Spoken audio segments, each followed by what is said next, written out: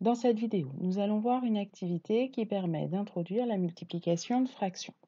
Je vais vous proposer 3 problèmes et on fera le lien évidemment entre ces 3 problèmes et en bilan, comment multiplier 2 fractions.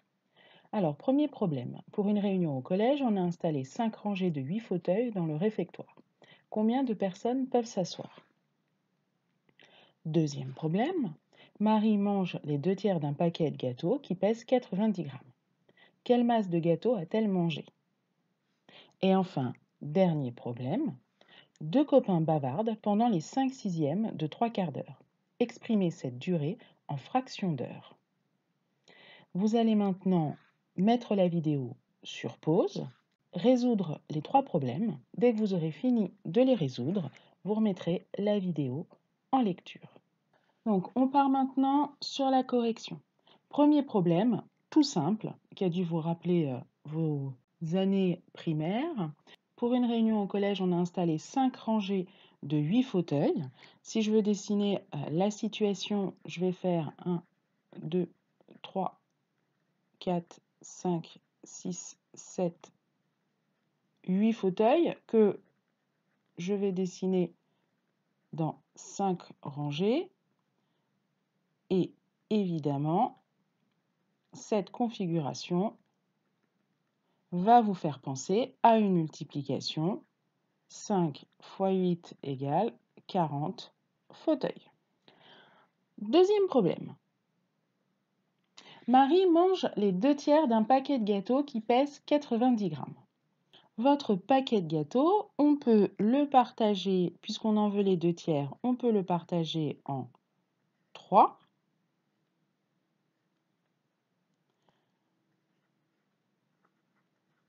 Et comme on en veut les 2 tiers du paquet de gâteaux, eh bien une fois qu'on aura partagé le gâteau en 3 parts, on en prendra 2. Donc, en termes de calcul, vous avez sûrement fait 90 grammes divisé par 3, ça fait 30 grammes. Puis 30 grammes que je multiplie par 2, ça fait 60 grammes. Il se trouve que ce calcul, c'est le même et il correspond, quand on prend les 2 tiers d'un paquet de gâteaux qui pèse 90 grammes, donc quand on veut les 2 tiers de 90 grammes, eh bien, ça correspond à l'opération 2 tiers multiplié par 90. Je rappelle ce que vous avez vu les années précédentes. Pour obtenir le résultat de ce calcul, il y a 2 méthodes ici qui sont valables. Soit on multiplie 2 par 90 et on divise le résultat par 3, soit on fait ce qu'on a fait nous tout à l'heure, c'est-à-dire les 90, on les divise par 3 et ensuite on multiplie par 2. Mais le résultat, 60 grammes, correspond aux 2 tiers multipliés par 90. Voyons maintenant le troisième problème. 2 copains bavardent pendant les 5/6 de 3/4 d'heure. On veut exprimer cette durée en fractions d'heure. Alors, pour résoudre ce problème, je vais l'illustrer avec un découpage sur GeoGebra. Donc, on voulait les 5/6 de 3/4 d'heure.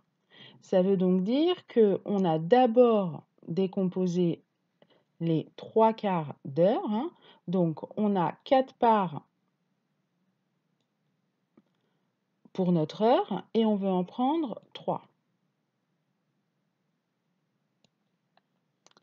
Et puis, sur ces 3/4 d'heure qui sont déjà coloriés, je vais en prendre 5/6. Donc, il va falloir que je partage maintenant en 6 parts. Alors, pour que ce soit plus simple, je le partage dans l'autre sens, c'est-à-dire dans le sens de la hauteur. Donc, comme je veux 5/6, je partage en 6 parts égales et je vais en prendre 5.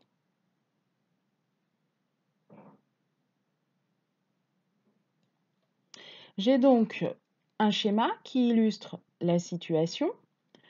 J'ai ici mes 3/4 d'heure et en plus foncé, j'ai les 5/6, donc de 3/4 d'heure. Si je regarde à quelle fraction ça correspond, mon unité a été partagée en 1, 2, 3, 4 fois 1, 2, 3, 4, 5, 6, 6, 4 fois 6, donc en 24 parts.